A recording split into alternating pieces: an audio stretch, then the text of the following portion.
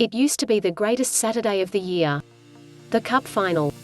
Every boy dreamed of scoring the winning goal, walking up those steps to the royal box, receiving the cup from the Queen, turning round to face the fans and hands aloft, showing off Britain's most famous piece of silverware to adoring, hero-worshipping supporters. As kids, we'd look forward to the day for weeks. Didn't matter what the weather was outside, rain or shine, you'd be indoors glued to the TV. Both channels would have it, each with their build-up from early morning. You'd get up to watch that too. Even cup finalists and knockout once seemed pretty important too. They'd rerun the goals from all the previous finals and from each of the finalists' respective cup runs.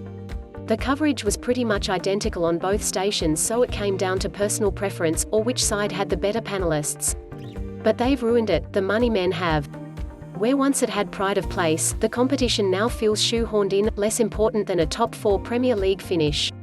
The first one I remember was Manchester City v Leicester in 1969.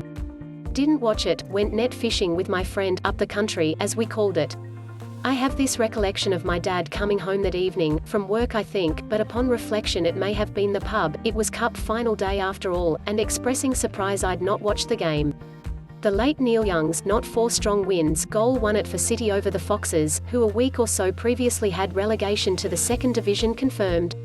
I was lucky enough to attend the next final featuring a relegated side, Brighton in 1983. They held Manchester United 2-2 after extra time, before succumbing in the following Thursday's replay 4-0, Norman Whiteside becoming the youngest ever FA Cup final scorer. I may have missed out in '69 but was ready for the big one the following year. And what a classic it was. The brutality on display seemed pretty normal to a 7-year-old brain which had only ever before watched packaged football highlights on BBC TV's Match of the Day. Thankfully YouTube preserves the action for all. Be my guest.